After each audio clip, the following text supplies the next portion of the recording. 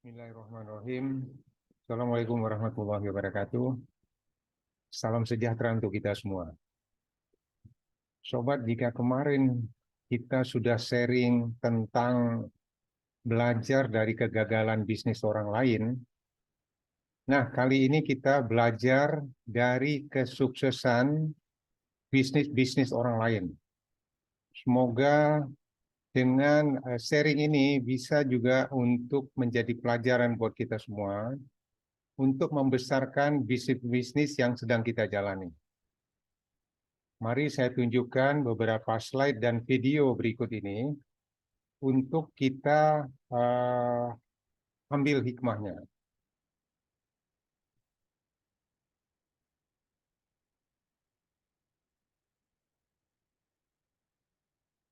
Oke, sobat, ini ada salah satu perusahaan namanya Fonterra. Fonterra ini adalah produksi susu yang kita kenal di tengah masyarakat adalah seperti ini. Terutama online ini ya. Ini adalah satu produk yang banyak kita bisa temui di pasaran ya, di supermarket. Ini salah satunya. Bagaimana perusahaan bisa membentuk sebesar ini? Perusahaan ini dibentuk dari peternak susu ya. Jadi peternak susu yang ada di Selandia Baru yang menghimpun satu kekuatan sehingga menjadi sebesar ini. Kita melihat peternakan sapi, peternakan susu, peternakan sapi susu yang berada di Selandia Baru, begitu sudah canggihnya ya. Nanti saya tunjukkan ada salah satu orang Indonesia yang cukup sukses di sana, bagaimana mereka melakukannya. Ini contohnya bagaimana mereka memerah susu dengan peralatan yang sudah otomatisasi dan sangat steril. Ya. Dan untuk mengerjakannya ini dari pengalaman yang saya baca dari orang Indonesia yang berada di Selandia Baru, mereka mempunyai begitu banyak sapi yang dikelola oleh 6 orang saja. Bayangin ya, hanya 6 orang untuk beternak sapi yang begini besar ya, yang di lahan 800 hektar ya. Inilah kondisi yang peternakan sapi yang berada di Selandia Baru. Mereka sudah otomatisasi semua, sehingga membuat satu kegiatan yang sudah otomatisasi dan steril ya. Nah, mari saya tunjukkan kisah tentang Dr. Reza Abdul Jabar ya. Beliau adalah peternak sapi asal Indonesia yang berada di Selandia Baru. Nanti Anda bisa kalau Anda ingin nonton video lengkapnya, nanti bisa saya letakkan link ini di dalam deskripsi berikut ini. Oke, mari kita lihat kisah beliau di dalam cerita film ini ya, cerita video ini ya.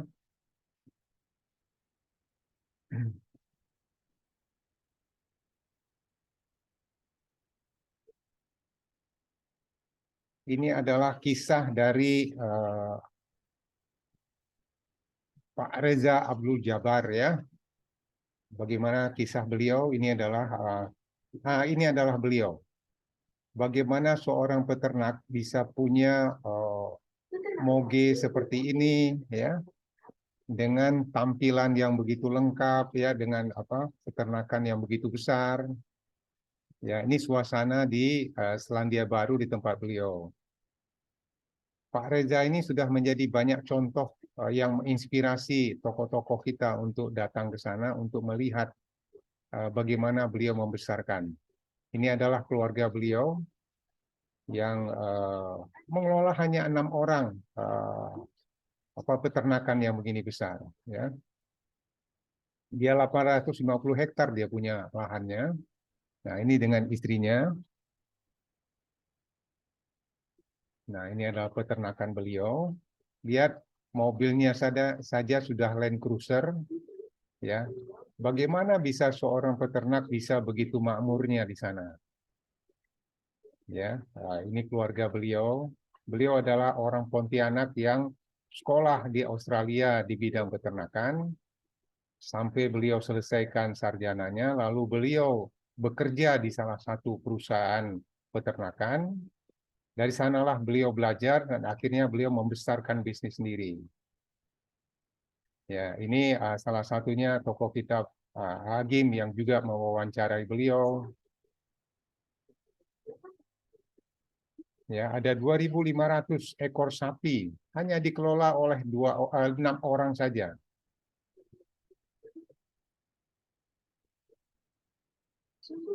Ya, dan lihatlah begini besar. Nah, inilah Fonterra yang menghimpun sekitar 10.000 yang menyebar dia punya pabrik menyebar ya ke seluruh dunia. Distribusinya ada ke 140 negara.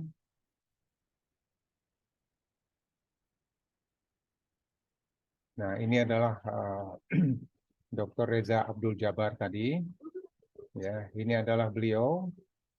Bagaimana kehidupan seorang peternak di sana begitu sejahteranya ya, dengan fasilitas yang beliau bisa mandiri gitu.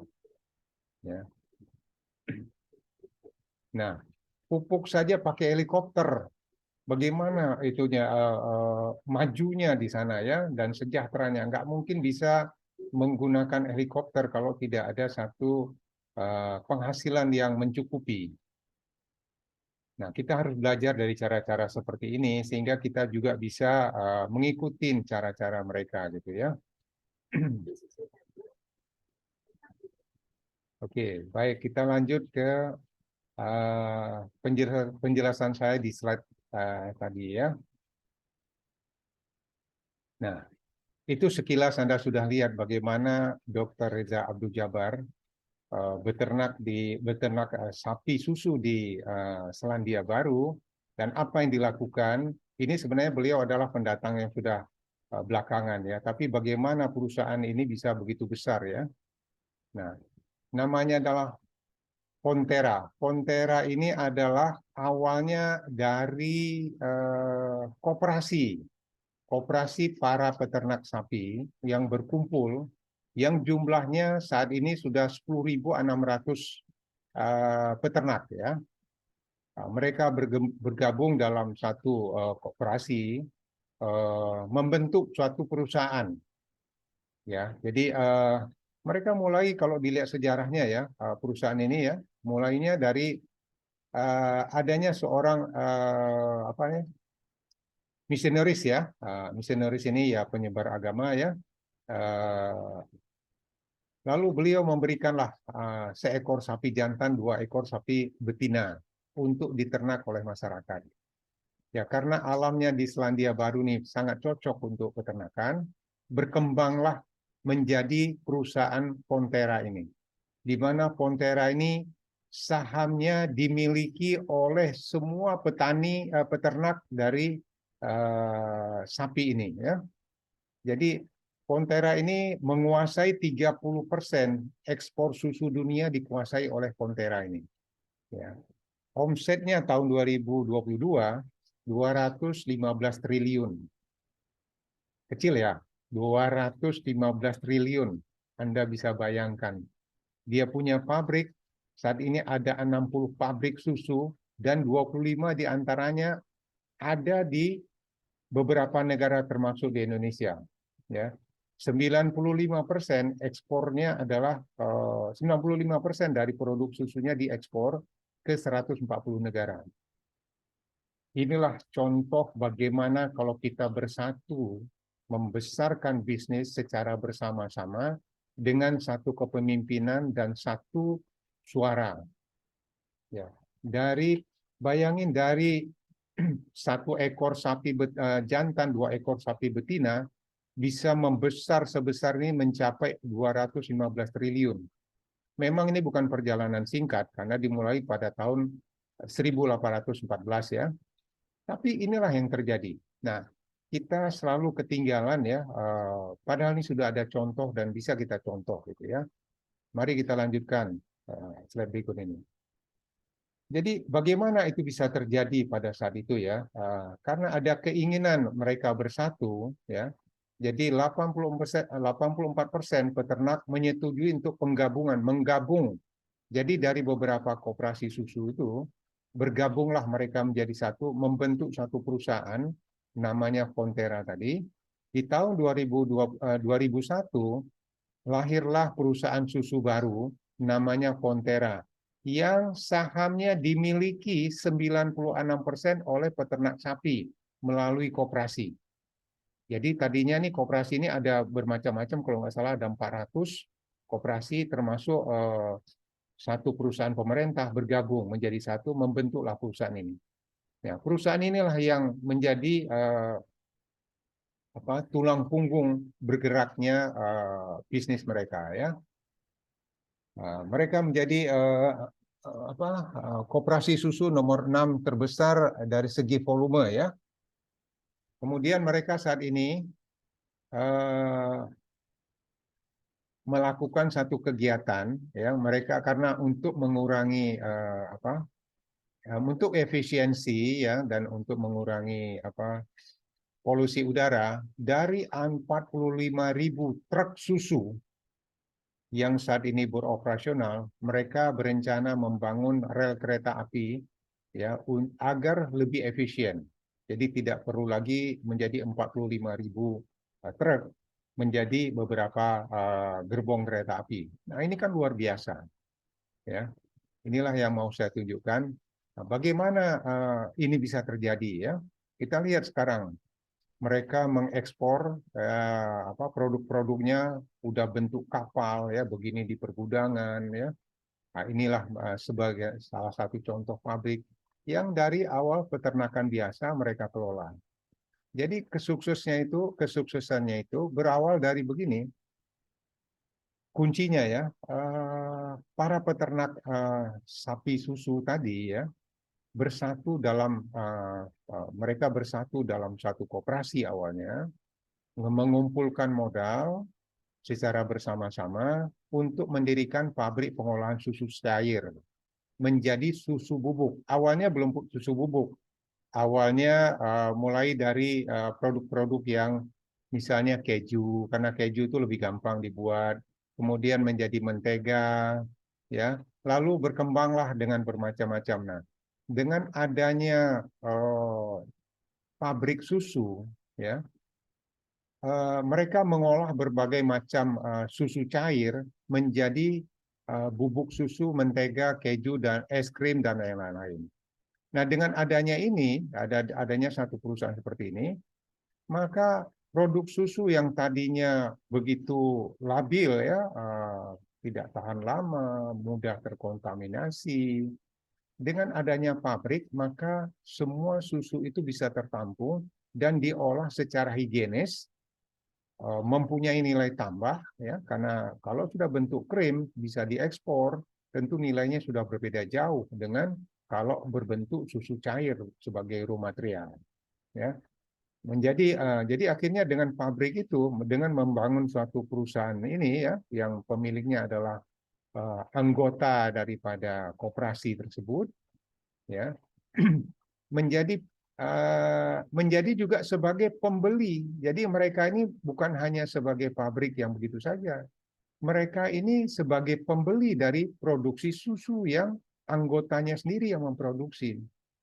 Nah, dengan adanya nilai tambah, selain juga susunya terjamin ada yang beli, mereka bisa membuat nilai tambah pada produk susu sapi tersebut, akhirnya harganya menjadi lebih menarik, yang ujung-ujungnya laba yang diperoleh oleh pabrik susu ini kembali kepada peternaknya kembali. Inilah yang membuat sejahteranya peternakan sapi susu yang berada di Selandia Baru. Contohnya tadi kita sudah lihat pada Pak Reza Abdul Jabar tadi, bagaimana kehidupan beliau, ya.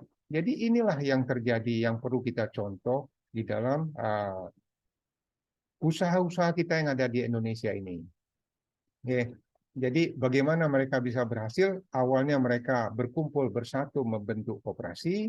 Koperasi membangun suatu perusahaan yang profesional karena itu harus dikelola secara profesional. Nah, sebagai perusahaan ini pemiliknya adalah koperasi, di mana koperasi itu adalah dibentuk oleh para peternak tadi, yang akhir-akhirnya peternak juga yang menjadi sejahtera. Ya. Jadi inilah yang menarik ya. Ini salah satu contoh dari ini di annual report. Jadi laporan tahunan dari perusahaan ini yang ada di pasar modal. Kita bisa lihat dengan jelas. Ya. Jadi 96% sahamnya dimiliki oleh peternak sendiri, hanya 4% yang dijual ke masyarakat. Dan memang itu harus dilakukan begitu agar permodalannya bisa menjadi kuat. Kalau dengan modal yang kuat mereka bisa ekspansi seperti ini gitu. Ya, kita lihat sekarang kenyataan ini laporan yang terakhir tahun 2020 ke 2021. Awalnya total dividennya cuma $5, ya sekarang menjadi $20. Yang menikmati siapa? Ya pemegang saham. Siapa pemegang sahamnya? Ya para peternak tadi. Ya, inilah yang mau kita contoh gitu ya. Nah, pelajaran apa yang bisa kita ambil dari sini? Ya, pelajarannya adalah kalau kita bersatu kita akan kuat dan besar. Kalau kita berpisah dan kita tidak mau bersatu, maka kita lemah dan jadi kecil. Ini sudah kita buktikan sendiri di Indonesia pada saat kita sebelum merdeka. Kenapa kita bisa merdeka? Karena kita bersatu. Meskipun dengan bambu runcing, kita bisa mengalahkan penjajah Belanda dengan menggunakan senjata yang begitu canggih. Ini kan sudah kita buktikan. Nah, sekarang zaman ini adalah zaman perang ekonomi. Kalau kita tidak bersatu, ya nggak akan besar, nggak akan kuat. Ya, jadi sadarilah teman-teman, saudara-saudara, sobat semua, para peternak, para nelayan, para petani, para pedagang UKM, ya bersatulah untuk sejahtera, ya untuk kesejahteraan kita bersama. Terutama kalau di Indonesia ya, petani sawit. Ini sawit ini sangat mungkin dibesarkan. Ya, sebelum saya masuk ke petani sawit ini kan banyak contoh peternak, termasuk pengusaha UKM. UKM ini baik yang retail, Anda sudah lihat, saya sudah sharing di beberapa video yang lalu, bagaimana Indomaret, Alfamart bisa begitu besar dan omsetnya luar biasa. Saya sudah sharing, Anda bisa baca di sana. Jadi kalau Anda bersatu, Anda juga bisa seperti itu. Jadi bukan dinikmati oleh satu orang, tapi dinikmati oleh banyak orang. Ya, toko bahan bangunan. Nah, ini teman-teman saya yang berada di kelompok toko bahan bangunan. Sadarlah, maulah Anda melakukan bersatu. Bangunlah pertama koperasi. Nanti kita bisa diskusikan langkah-langkahnya bagaimana, sehingga kita bisa punya satu perusahaan yang besar seperti ini gitu. Nah, khususnya buat teman-teman yang berada di sektor kelapa sawit, ini sangat mungkin karena kalau di Selandia Baru itu cocok alamnya adalah buat peternakan. Di Indonesia, karena Indonesia ini adalah garis khatulistiwa yang cuacanya itu sangat bagus untuk sawit. Jadi negara kita ini sangat cocok dibesarkan di bisnis sawit dan bisnis sawit ini luar biasa. Ya, bisnis sawit ini tanaman sawit ini dia bisa sebagai produksinya bisa menjadi pangan dalam bentuk minyak goreng dan lain-lain yang turunannya ya, tapi juga bisa menjadi bahan bakar. Ini kan luar biasa, dalam satu produk bisa dua fungsi dan ini saling membutuhkan. Ini kan luar biasa. Nah, kalau kita mau bersatu, kita sangat bisa besar seperti Fonterra tadi. Ya, ini di sektor kelapa sawit ini luar biasa kalau kita mau bersatu. Nah, saya baca sepintas lalu sudah ada 452 koperasi sawit di Indonesia. Nah, ini tinggal kita bersatu saja ya untuk membuat seperti perusahaan susu tadi yang namanya Fonterra, kita bisa lakukan di sektor sawit seperti ini. Ya, inilah yang kepingin saya sharingkan dan kita bisa sinergi. Tentu kita harus bisa saling melengkapi. Jadi nggak mungkin yang sebagai petani-petani saja, yang sebagai yang bisa mengelola secara perusahaan juga tersendiri. Ini harus bersatu. bagaimana mengelola perusahaan dengan profesional, bagaimana mengelola sumber permodalan yang profesional, kita harus bersatu. Dengan bersatunya itu ya bisa seperti contoh yang ada di Pontera tadi, ya. Jadi inilah yang bisa saya sharingkan. Semoga sharing ini bermanfaat dan bisa membuka cakrawala pola berpikir sobat semua. Nah, jika sobat ingin berdiskusi lebih jauh, bisa menghubungi saya di nomor yang ada di sini. Demikian sharing yang bisa saya sampaikan. Semoga sharing ini bermanfaat buat kita semua. Assalamualaikum warahmatullahi wabarakatuh. Salam sejahtera untuk kita semua.